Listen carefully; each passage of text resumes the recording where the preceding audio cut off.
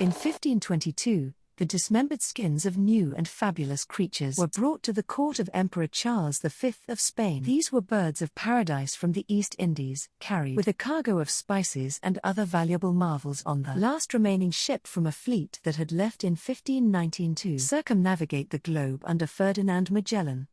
These birds were unknown and entirely unseen in Europe, but they caused an instant stir.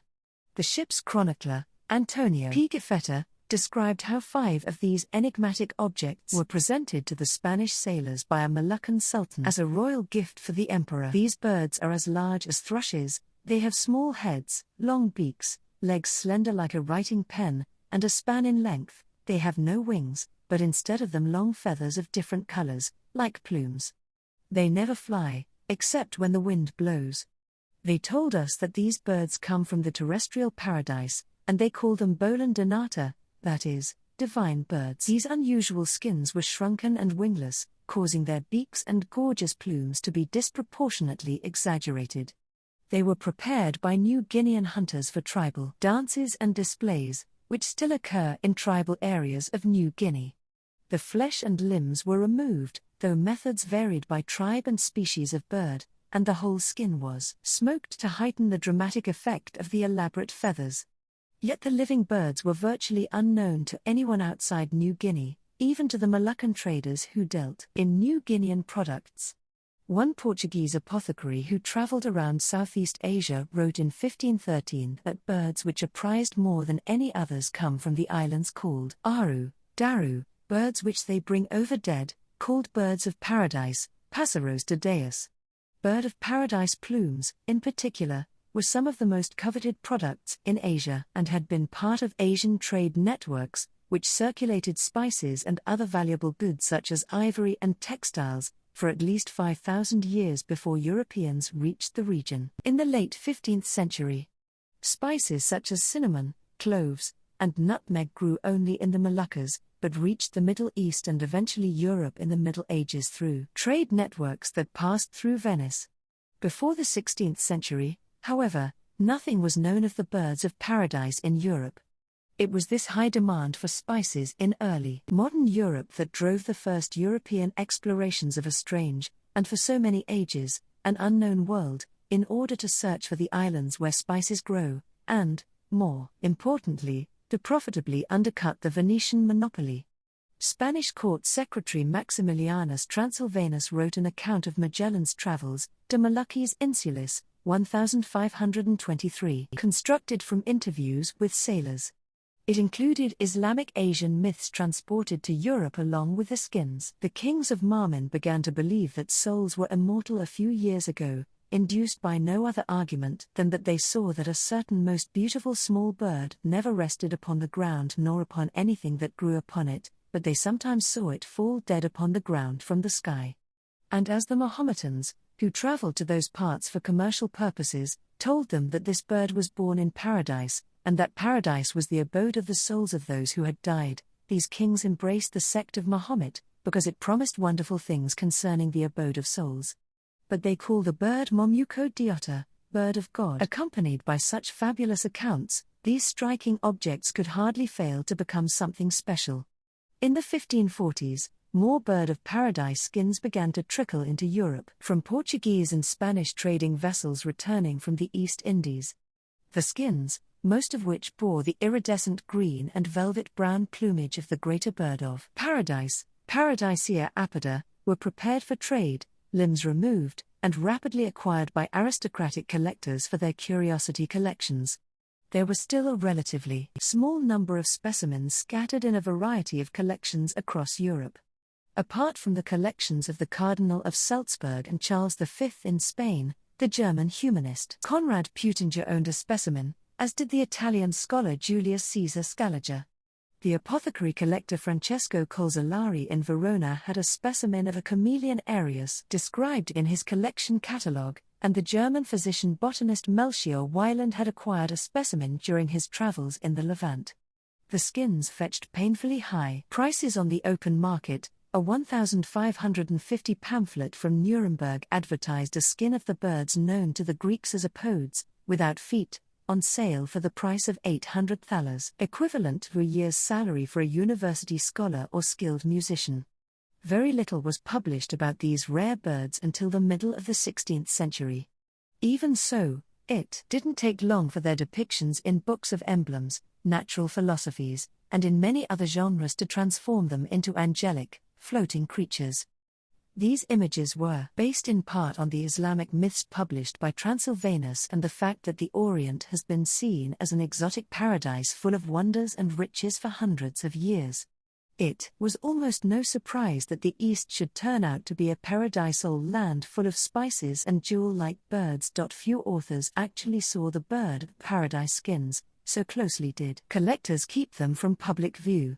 And none, of course, saw the living angels they described. The ideas that the birds were like angels did not in fact originate with the legless nature of the skins. This leglessness was used, rather to support the fantastical life histories that authors imagined. The birds of paradise were literally mythologized. The first pivotal account of the Manucodiata was in the Historiae Onimolium, 1551-58, of Swiss naturalist and physician Conrad Gessner. The 5 volumes of this gargantuan work followed the Aristotelian structure of the natural world and is a seminal example of a Renaissance encyclopedia. It combined image with text for the first time, including about 1,200 woodcuts. The complete history of each alphabetically ordered creature was arranged in a set of lettered thematic sections, such as synonyms, form, and uses. The size of each entry depended on the volume of extant material on it. Newer creatures merited smaller entries than well-known ones.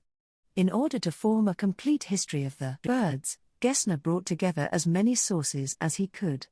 He included one of the first extant scholarly descriptions of a bird of paradise, found in the expansive De Subtilitate, 1550, a book by the Italian mathematician and astrologer Jerome Cardan. Cardan reasoned that, because these birds were never seen alive and could not land without feet, they must exist perpetually airborne in the highest reaches of the sky. Cardan argued that nothing solid was ever found in their bodies, so they must be like the mythical Rhintis, a little Persian bird which has no excrement, but is all full of fat inside, and the creature is thought to live upon air and dew. He also suggested that males had a cavity in their backs in which females laid eggs and incubated them, and he coined the Latinate term Manucodiata, drawn from the Malay name Momuco birds of God. Gessner also used the description by French naturalist Pierre Belon, who, in his L'Histoire de la Nature des Oiseaux, 1555, described the headdresses of the janissaries he had seen in the Levant. They contained plumes of a bird called the Rhintis, from a small creature of which only the skin is left that he believed may be the phoenix. On the basis of these and other accounts, Gessner developed some marvelous ideas about the life histories of the birds. He suggested that these Luftvogels, birds of the air, were effortlessly suspended by their halos of plumes. Gessner imagined several uses for these hair-like projections, or cirri the naked shafts projecting beyond the rest of the feathers.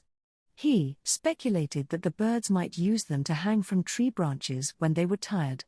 They might also be vital to the birds' love lives. Gessner envisaged couples entwining their cirri together when mating, and as the female sat atop the male to brood her eggs amongst the clouds.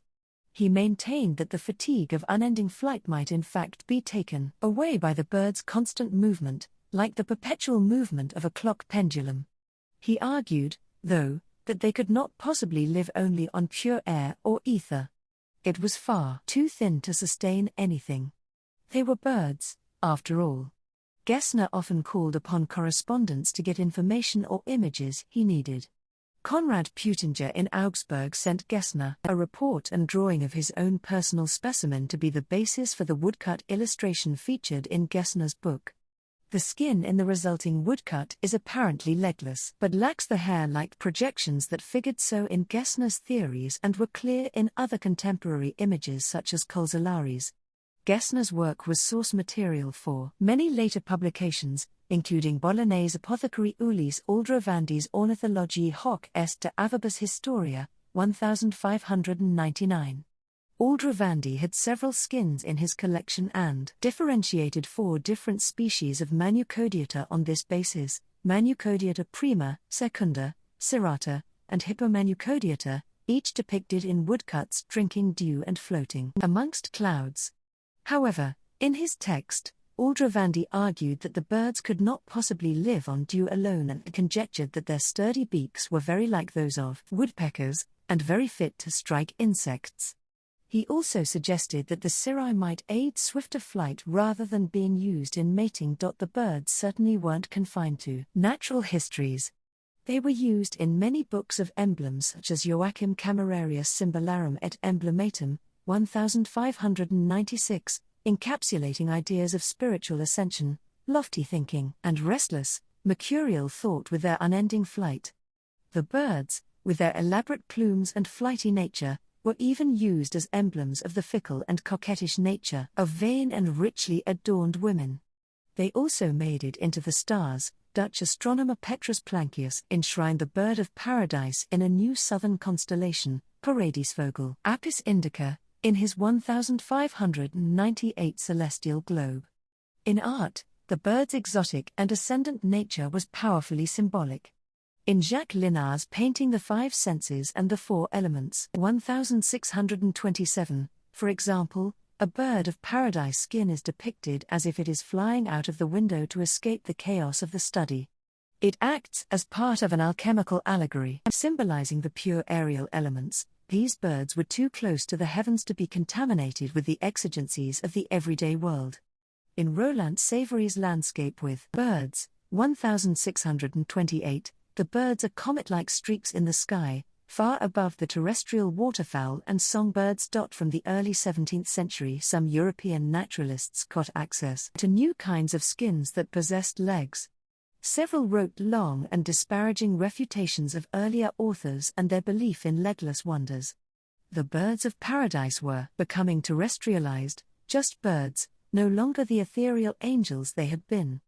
Yet the exoticism and moral connotations of the birds as angels meant that these images did not die out. Depictions of the birds were everywhere, in paintings, religious texts, allegories, even in some newly published retrograde natural histories. It was not only that the birds had become a geographical symbol of the wondrous East or a moral symbol of a pure existence, but that the image of monstrous legless birds fascinated people. This has not lessened today. They continue to enthrall, perhaps even more so as fabulous natural wonders than angelic impossibilities.